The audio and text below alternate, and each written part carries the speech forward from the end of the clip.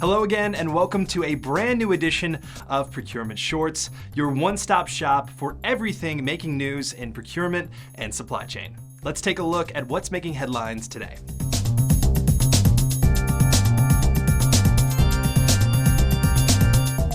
There's bound to be a tough few months ahead for rice procurement. The last few weeks have seen the crop's top exporters, India and Vietnam in particular, face inclement weather and a drop in production.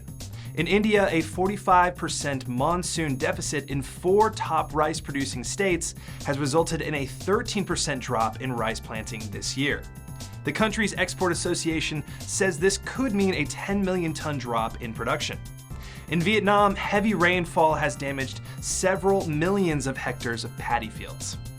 This could potentially mean higher prices in the US.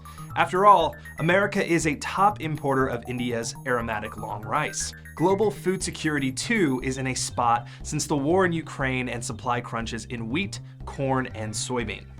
The good news is that India's rice stocks are sufficient.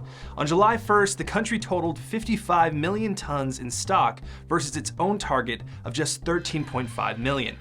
Then there's Thailand, another top exporter, where production is abundant with great weather and minimal price volatility. This means its $726 million worth of exports to the US remains unaffected. However, global supplies are at risk. Reduced output could cause price surges, and countries like India could stock up for the sake of their own food security. Markets with strict product specifications could also feel the heat, even as China and Bangladesh are both set to increase imports.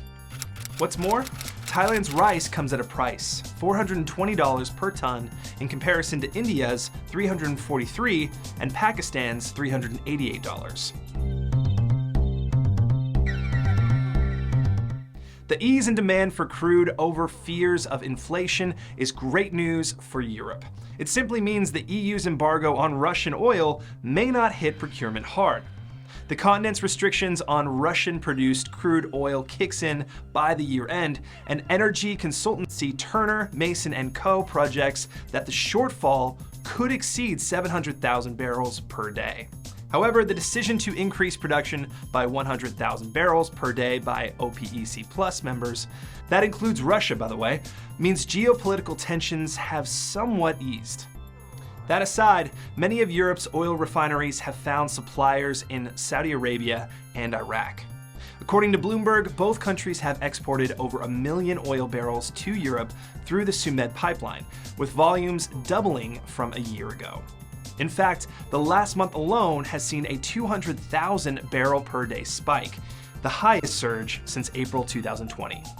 Shipping data reveals that another 1.2 million barrels from Iraq have been shipped to Europe every day, taking Europe's Middle Eastern crude procurement to 2.2 million barrels per day, a 90% spike since January. The abundance has forced Russia to cut prices and retain Indian and Chinese buyers, as it offered discounts of $19 per barrel in May versus Saudi oil. A month later, it beat Saudi Arabia as India's second largest supplier.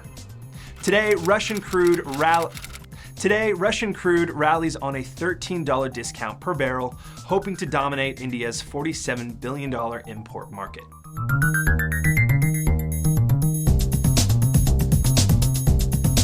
The global post-COVID increase in trade means the freight forwarding services sector is set for a neat revenue spike.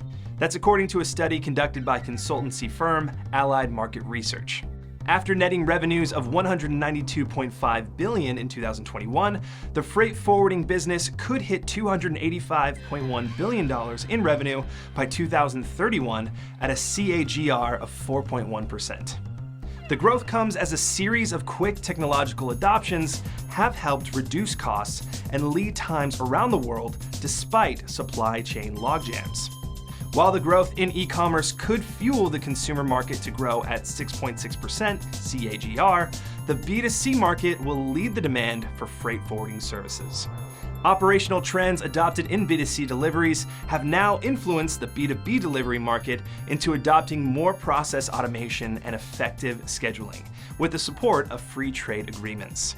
Region-wise, North America is projected to grow at a 5% CAGR over the next decade, thanks to leading players like the United Parcel Service of America, FedEx, and MGF that are expected to account for a majority of supplies to this region by 2031. The APAC region, however, is expected to hold its own, thanks to names like Nippon Express and Daimlerco. That's about all the time we have on this edition of Procurement Shorts.